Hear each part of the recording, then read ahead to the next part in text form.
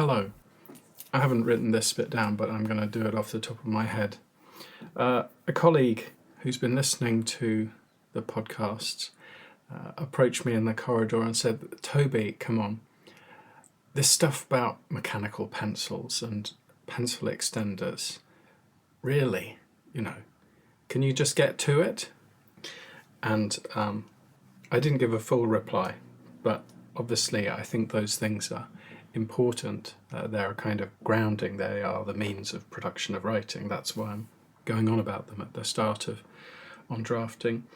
But also, I'm trying to think through and show my workings out what will be useful in the book. So that expression of impatience is useful for me. I can see that I've pushed some people too far. However, I think the slowness with which I'm doing this and the attention to detail goes back to the first year of A Writer's Diary, if you want to check that. And it goes back to giving a model of patience in the approach to writing. The attention to the smallest detail that I could find, that's part of what I'm trying to get across. If you can hear a clicking sound, that's because I'm holding a ballpoint pen, and I'm going to be talking about those in a moment. But be patient. I'm going to first read out my favourite aphorism from Kafka, and this is one that I put at the start of my novel Patience before I took it out. There are two cardinal human sins from which all others derive: impatience and indolence. Because of impatience, they were expelled from paradise. Because of indolence, they do not return. But perhaps there is only one cardinal sin, impatience. Because of impatience, they were expelled. Because of impatience, they do not return. Yeah, only one cardinal sin, impatience. Using a ballpoint pen, however, is a minor sin environmentally. And I'm going to talk about ballpoint pens for a little bit. Ballpoints, Bics or others are avoidable, but they are also everywhere.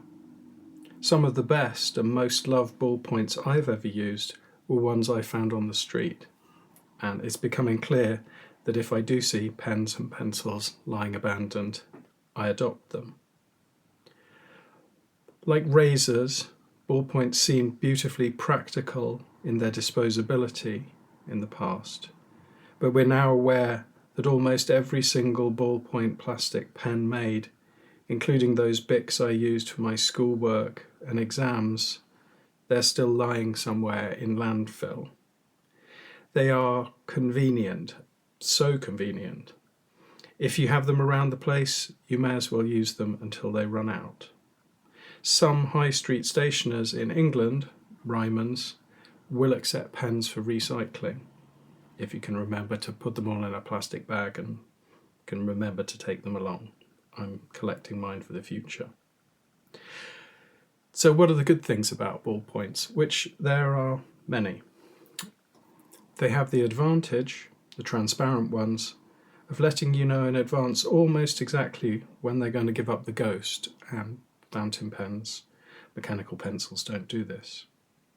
If I had to choose to buy new, I would go for yellow shafted, fine nibbed Bics with those satisfyingly shaped caps, black or blue.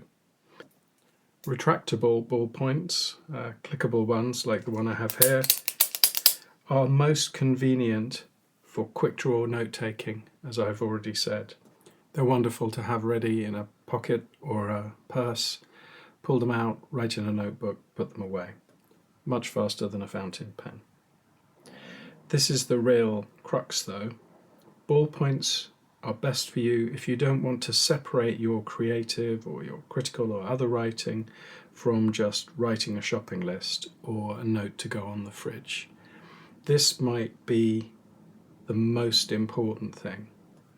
And if you're getting impatient, this is why I'm giving some of this advice, because it may just be that using a special pen and using special paper, special notebook, is what's stopping you from getting on with stuff.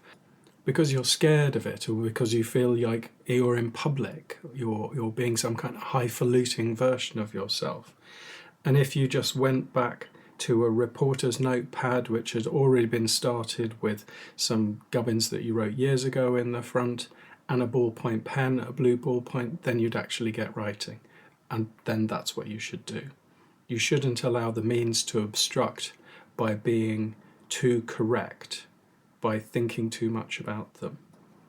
I admit, I have done a lot of thinking about them, but I've done some of it on your behalf, so you can just get going.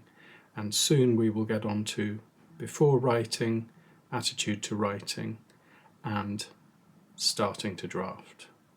Thanks for listening. Please like, share, and subscribe. Hope to see you soon.